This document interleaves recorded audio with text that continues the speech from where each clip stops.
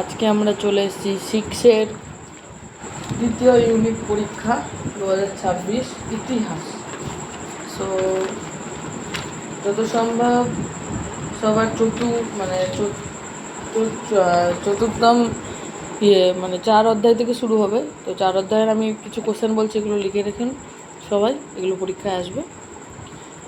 আবেশতার শ্রেষ্ঠ দেবতা কি? অহুর। বেদ কথার অর্থ কি? জ্ঞান। 3 নম্বর, বৈদিক সাহিত্য কয় প্রকার? 4 প্রকার। কি কি? 1 নম্বর সংহিতা, 2 নম্বর ব্রাহ্মণ, 3 নম্বর অরণ্যক, 4 নম্বর উপনিষদ। এবার আমরা চলে যাচ্ছি 4 নম্বর কোশ্চেনে। 4 নম্বর কোশ্চেন, বেদ বা সংহিতা কয়টি?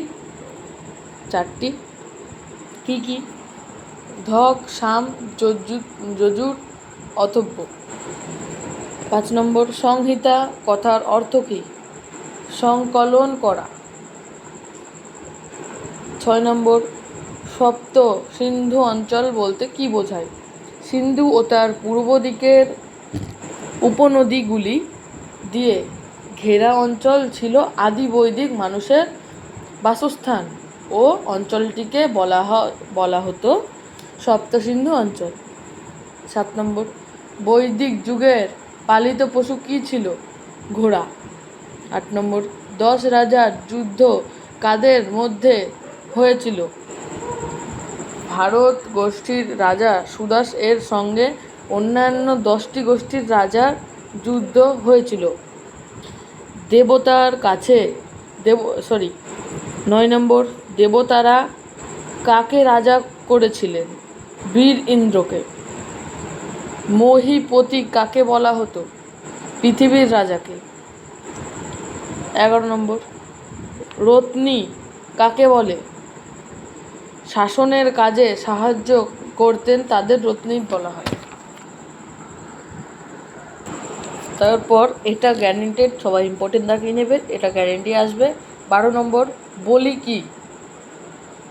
বৈদিক যুগের এক প্রকারের কর। 13 নম্বর, বৈদিক যুগের মুদ্রার নাম কি? সম্মান ও নিষ্কু, এটা আসবে। 14 নম্বর, বৈদিক যুগের 4টি বর্ণ কি ছিল? ব্রাহ্মণ, ক্ষত্রিয়, বৈশ্য আর শূদ্র। 15 নম্বর, বেদের আরেক নাম শ্রুতি কেন? এটাও গ্যারেন্টি আসবে, ইম্পর্টেন্ট দাগিয়ে নেবে সবাই। বৈদিক সাহিত্য মূলত শুনে শুনে মনে রাখতে হতো, তাই বেদের আরেক নাম শ্রুতি। চতুরাশ্রম প্রথা কি? এটা গ্যারেন্টি আসবে সবাই, খুবই ইম্পর্টেন্ট, এটা চলে এসছে অলরেডি পরীক্ষায়, তোমরা দেখে নিও। পুরনো বৈদিক যুগে মানুষের 4টি পর্যায়: ব্রহ্মচর্য, গৃহস্থ, বানপ্রস্থ এবং সন্ন্যাস। এই 4টি পর্যায়কে চতুরাশ্রম বলা হয়। 17 নম্বর, একলব্ধ কে ছিলেন? ভীলদের হিরণ্যধনুর সন্তান ছিলেন। ভীলদের রাজা হিরণ্যধনুর সন্তান ছিলেন একলব্ধ। মেগালিথ কি? মেগালিথ হলো বড় পাথরের সমাধি।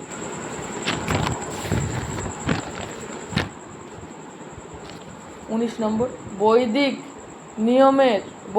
বিনিময়ের মাধ্যম কি ছিল? ঘোড়া। 20 নম্বর, মহাকাব্যের নাম কি?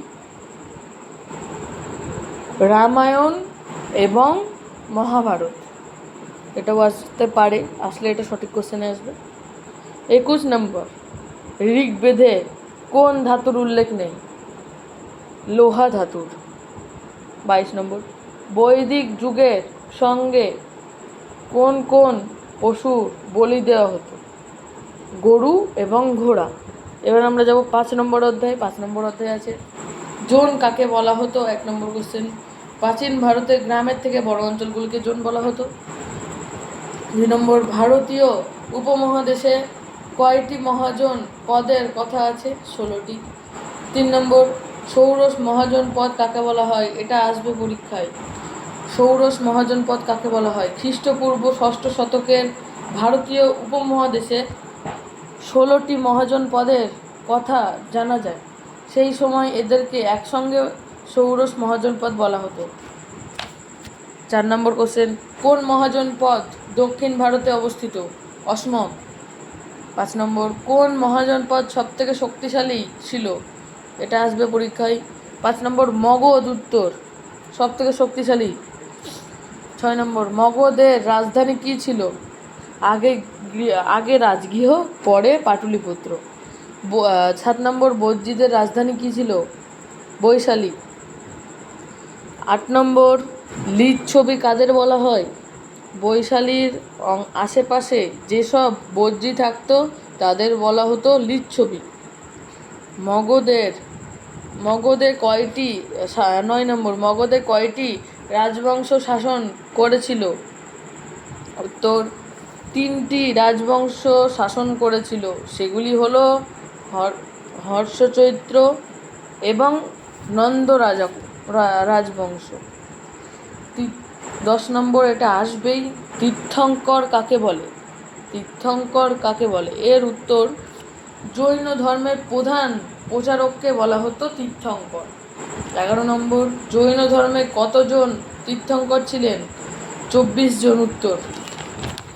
এবার আমরা চলে আসব 12 নম্বর, শেষ তীর্থঙ্কর কে ছিলেন? মহাবীর। 13 নম্বর, মহাবীর কোথায় মারা যান? পাবানগরীতে। 14 নম্বর, চতুরাশ্রম ব্রত কি? জৈন ধর্মে 4টি মূলনীতি অবশ্যই মেনে চলতে হতো। সেগুলি হলো কোনো প্রাণী হত্যা না করা, মিথ্যা কথা না বলা, অন্যের জিনিস ছিনিয়ে না নেওয়া ও নিজের জন্য কোনো সম্পত্তি না করা। পার্শ্বনাথ এই 4টি মূলনীতি মেনে চলার নির্দেশ দিয়েছিলেন। এই নীতি 4টিকেই একসঙ্গে চতুর্থম প্রথা বলা হয়। এটা পরীক্ষায় আসবে, লিখে নিও সবাই, ইম্পর্টেন্ট দাগিয়ে নিও।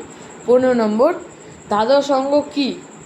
উত্তর, জৈন ধর্মের মূল উপদেশগুলি 12 ভাগে সাজানো হয়েছিল। এই ভাগগুলিকে অঙ্গ বলা হয়।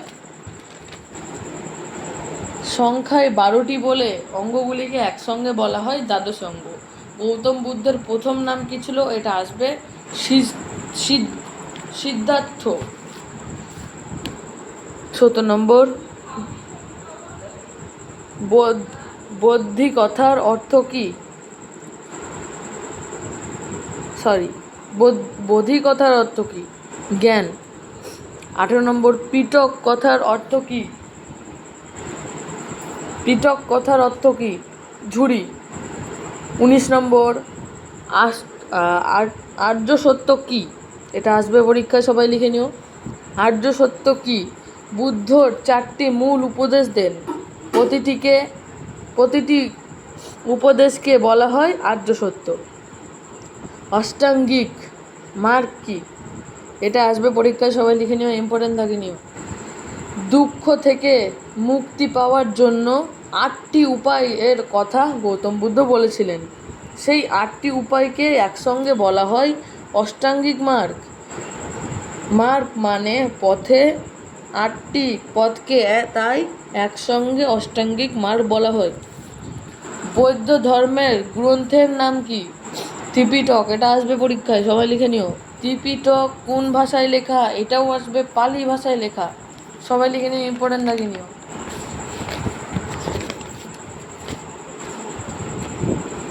তারপরে